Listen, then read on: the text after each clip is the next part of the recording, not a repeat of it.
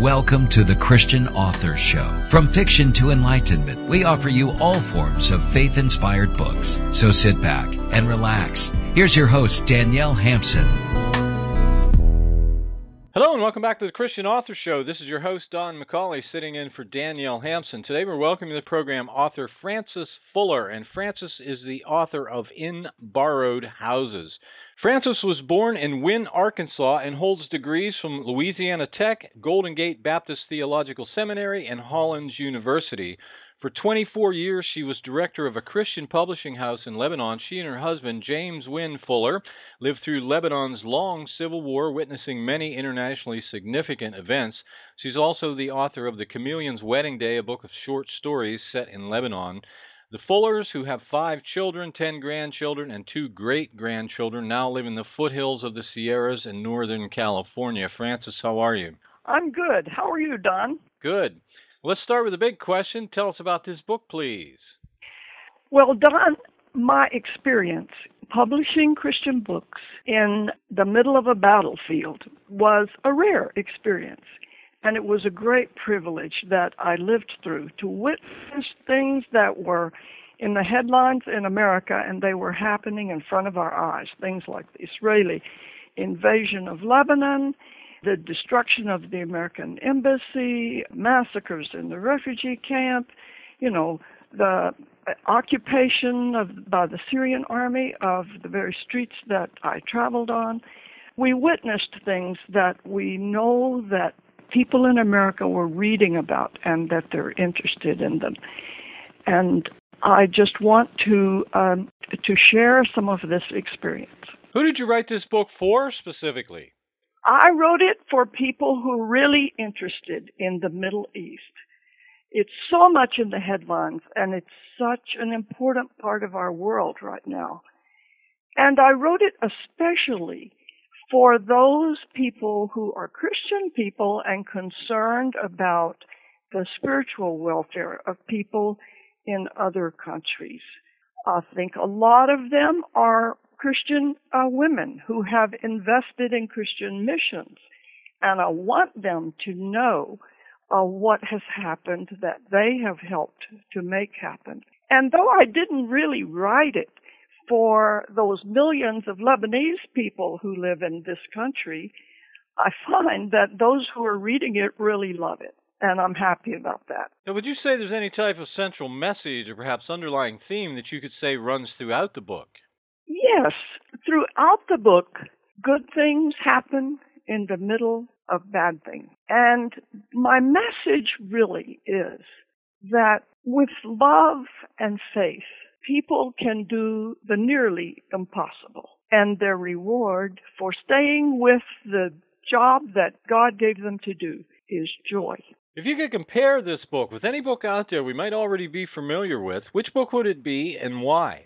Well, at the risk of being bold, I would like to compare my book to Out of Africa by Isaac Denison. The reader will realize right away in reading my book that, like Isaac Denison, I am a foreign woman in a man's world doing a job that doesn't usually get done by women at that time and place. There are not many Christian memoirs about an American woman in a civil war in Lebanon. Why were you in Lebanon in the middle of a civil war? Well, because the publishing house was first in Lebanon, because Lebanon was a free country.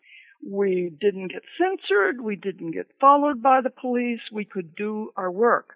Lebanon also had the technologies that we needed for our publishing processes. And the most important thing was that we had in Lebanon a strong Christian community, an educated community, from which we could draw writers and editors and all sorts of support personnel. Actually, I have to admit that in the first year of the war, we suffered setbacks because for a whole year, our office was caught in a battle zone. We couldn't mail a letter. We couldn't ship books. Our staff couldn't get to the office. 3 members of our small staff were injured. So we appeared to be in big trouble. And the board of directors sent me on a tour of Europe and the Middle East to find a better place for the publishing house. I did all of that work and came back and wrote a report, and the bottom line was I would rather be in Lebanon with shells falling. So that's why I had to spend so long listening to the shells fall. What sustained you in the middle of all of that? Well, my husband and I were not alone. We were part of a wonderful group of people, the Near East Baptist Mission. They were very sane people. I'll admit there were moments moments that were really scary, when a small voice would say in my ear, "You're crazy, you know." Any sane person would get out of here. But we took courage from one another. We prayed for one another. And really, the Lebanese people appreciated us when we realized that we wanted to be with them. They felt less lonely and more hopeful because there were a few foreigners who did not desert them. So how did the war handicap your publishing ministry? Oh, travel inside the country became hazardous. I once got shot at just going to the press to pick up a proof. Sometimes caution just slowed us up, wasted our time. And then we had to bring groups of people together, and we could never know what was going to happen. Often we would set a time, and then no one could get there. The telephone didn't work. All international communications were very difficult. All of these things happened. Electricity shortages, unexpected cuts in power. We just had to find other ways of doing things. Everything took a lot more time and energy than it would have in a peaceful situation. Did the war in any way become an asset to your ministry? Well, oddly, it did, because we were producing books, spiritual books. And the population of Lebanon became so depressed and so needy, and they realized that they needed something that couldn't be blown up with a bomb. And they began to search for the things that last, the things that wouldn't let them down. And when things were the worst, when the war was the worst, Christian books were just flying off the shelves. You mentioned you were shot at. Did you have any other narrow escapes? Oh, I guess the very worst time for us was the night that our village, the village of Beit Mary, was shelled furiously for hours. My husband and I sat in the safest room we had, and the shells crashed down all around us, and especially into the hillside just above our house. Our house was on a slope, and the shells were hitting in the lot which was just above our house, and the shrapnel was raining down on the roof. We actually realized our chances of dying were very good, but finally it stopped, and we and all of our neighbors felt that we had been saved by a miracle. Where were you when the American embassy was bombed? Well, that's an interesting story because I had an appointment at the embassy. I had some business to do.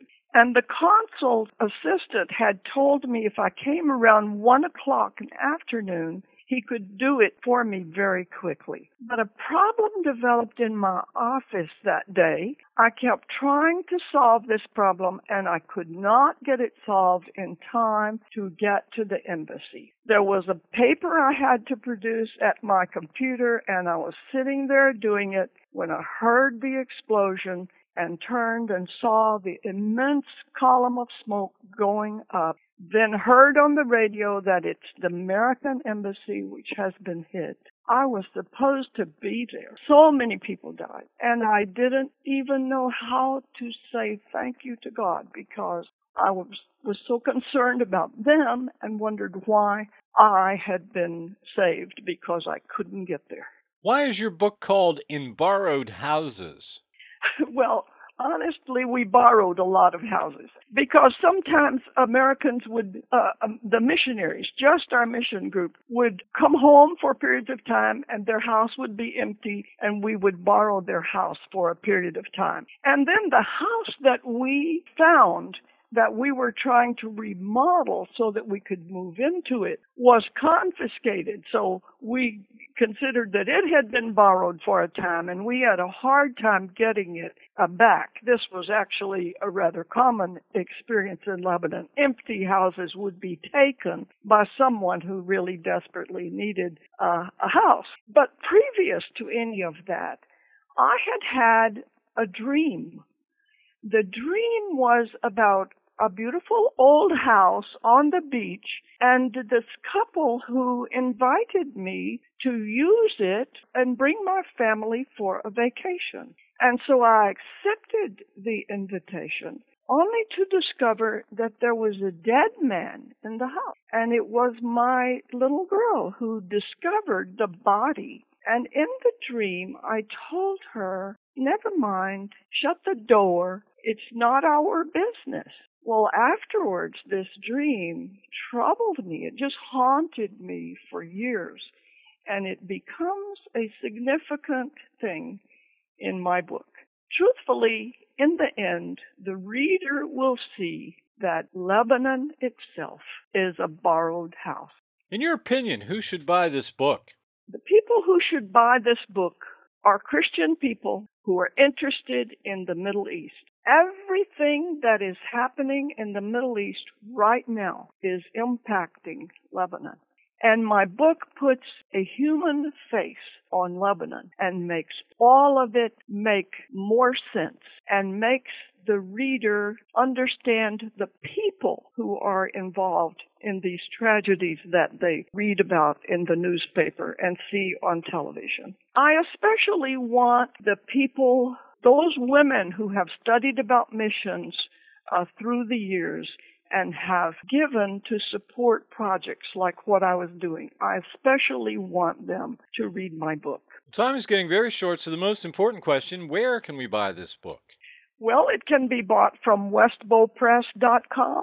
It also is available on Amazon, on Barnes & Noble, and on other online bookstores. This has been just great. Our guest today has been Frances Fuller, and Frances is the author of In Borrowed Houses. Frances, thanks very much for being with us today. Thank you. This is Don McCauley, wrapping up another edition of the Christian Author Show. Listen to some of your favorite authors every day, 24/7, by visiting theauthorshow.com.